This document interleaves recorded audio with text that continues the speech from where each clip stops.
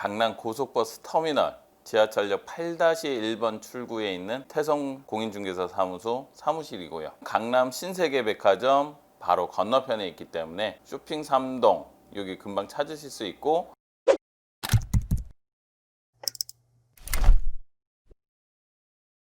오늘은 저번 주 이제 6.17 대책 나왔잖아요. 이쪽 지역에 계신 분들이 이제 가장 많이 이제 질문을 해주시는 그 부분이 있어요. 재건축 거주 요건을 이제 갖출 경우 조합원 분양 신청 허용, 요 부분에 대해서 많은 질문들을 하셨어요. 메이플자이 지금 이주하고 있고, 한신 4차는 조합 설립이 작년에 돼 있고, 이런 단지들에 옛날부터 가지고 계시고 낡은 아파트이기 때문에 전세 주고 다른 지역에 사시는 분들도 계시고 해외에 계신 분들도 계시고, 이런 분들 그러면 나 조합원 분양 받을 수 있냐? 당연히 새 아파트를 살려고 이 아파트에 대한 투자도 하셨고 했는데 조합원 분양을 받을 수 있냐? 이렇게 질문을 하시는 분이 제일 많았어요. 메이플자이 같은 경우는 17평이나 25평이 있는데 지방에 있으면서 자녀들 예전에 공부시킨다고 오래전부터 가지고 있던 거를 지금까지 가지고 계셔가지고 거주도 직접 안 하셨고 이런 분들도 계시는데, 정부에서 대책을 이렇게 내놓으니 어떻게 나 조합원 분양 받을 수 있어?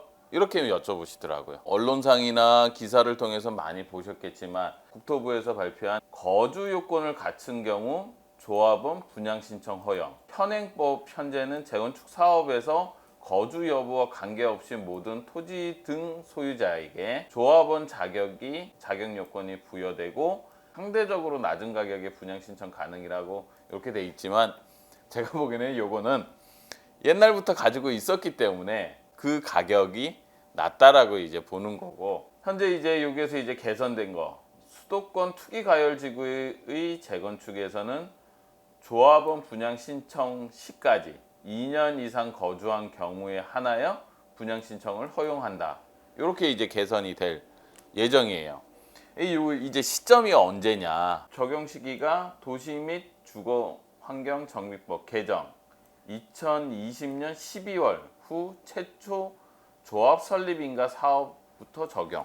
그러니까 지금 현재는 조합 설립이 안 돼 있다고 하더라도 요 뒤에 이제 한신 2차 같은 경우는 8월 달에 어떤 총회를 통해서 추진위를 구성을 하고 법이 바뀌기 전에 조합 설립 인가 신청을 받게 되면 이 법의 적용을 안 받겠죠. 현재로서는. 머니맨 채널 좋아요, 구독! 그 다음에 이제 2년을 거주를 해야 된다. 나 예전에 살다가 지금은 딴 데 살고 있는데 상관없습니다. 분양 신청 전까지 살았으면 주민등록 초본을 떼면 여기에 주소를 옮기고 산 기록이 나오잖아요. 현재 소유한 주택에서 소유 개시 시점, 매각 후 재매입 시에는 재매입 시점부터 기산을 한다.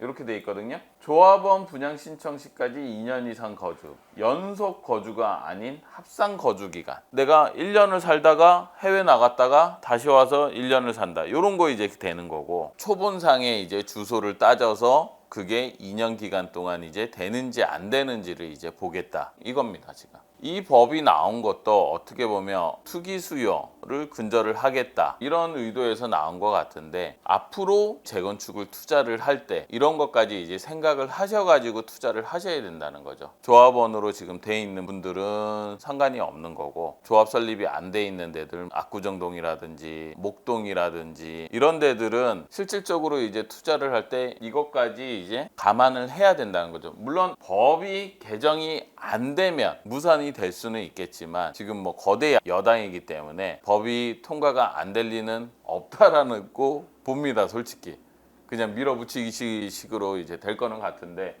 어찌됐든 간에 워낙 많은 법이 바뀌기 때문에 재건축을 투자를 하실 때는 파시는 분들은 재건축 조합원 지위 양도가 되는지 확인해 가지고 물건을 팔아야 되고, 또 사시는 분들은 이게 분양 신청이 들어가는데 내가 예전에도 다른 재개발 지역에서 분양 신청을 받았던 적이 있다 그러면 5년 재당첨 금지에 걸리는지도 찾아봐야 되고, 또 이렇게 됐을 때 내가 거주를 못할 것 같으면 이런 조합 설립이 안 돼 있는 단지를 갖다가 잘못 투자를 했을 때 분양 신청을 못 받는 경우도 있기 때문에, 재건축을 투자를 하실 때는 조금 더 꼼꼼하게 부동산에서도 열심히 공부해서 그 법에 맞게끔 알려는 드리지만, 결국은 내가 피해를 안 보려면 투자를 하시기 전에는 이런 것도 꼼꼼하게 챙겨서 보셔야 된다는 얘기입니다. 워낙 많은 법이 바뀌었기 때문에 저희도 솔직히 굉장히 복잡해요. 저희도 매번 상담할 때마다 확인하고 보고 또 거래할 때마다 구청에도 문의를 해보고 국토부에도 질의를 해보고 하지만 가장 중요한 거는 계약을 할 때나 내가 선택을 할 때는 내가 일단은 어느 정도 공부를 하고 투자를 하셔야 된다는 겁니다. 그러면 재건축에 그러면 투자해야 될까? 저 낡은 아파트 들어가서 못 사는데? 그러면 나는 신규 아파트로 봐야 되겠다.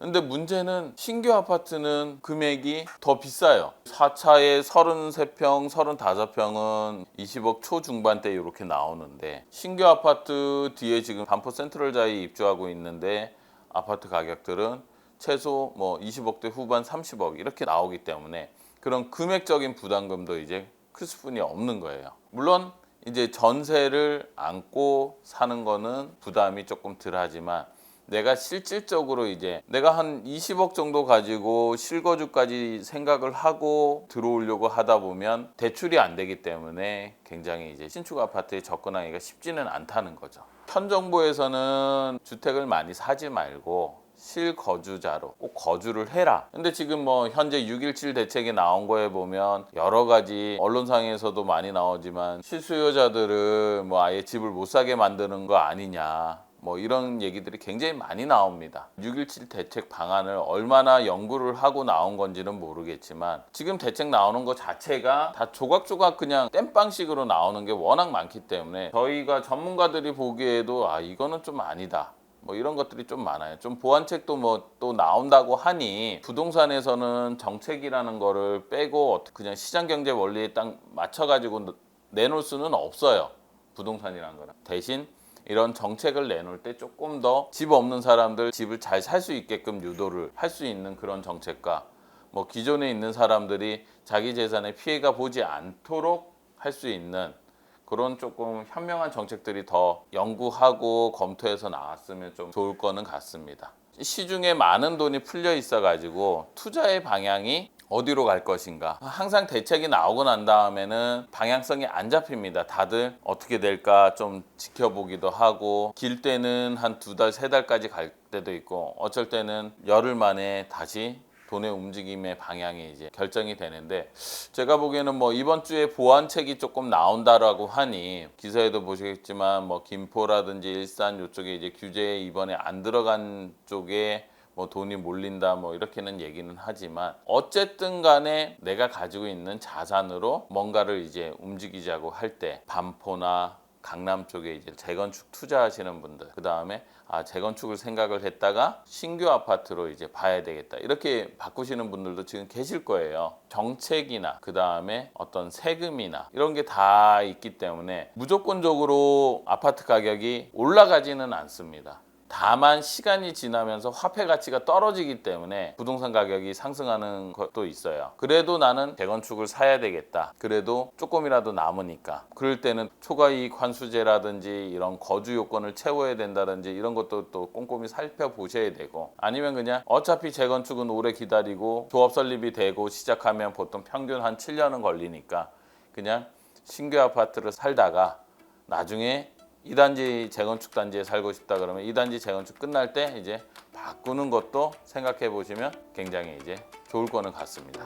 부동산은 항상 물가 상승분을 포함을 해서 항상 해마다 조금씩 올라가기 때문에 현금을 가지고 계신 것보다는 고민을 하신다고 그러면 부동산에 나와서 정보를 얻으시고 거기에서 판단을 해서 신축이 됐던 재건축이 됐던 아파트나 상가가 됐던 그런 거를 갖다가 구매를 하시는 쪽이 오히려 낫지 않을까. 지금 나와 있는 물건을 사라 이게 아니라 부동산에 대해서 부동산에 관심을 가지고 있고 내가 아파트를 사야 되고 그러면 항상 꾸준하게 나오셔서 뭐 한 달에 한 번이 됐던 부동산에 좋은 정보를 얻어 가셔서 판단을 하시는 게 제일 좋을 것 같습니다. 보완책도 나오고 대책도 나오겠죠. 그러면 이제 저희가 또 그때 이제 핵심적인 자료를 가지고 또 공부를 해서 구독자분들을 또 찾아뵙겠습니다. 지금까지 태성부동산의 이건석 소장이었습니다.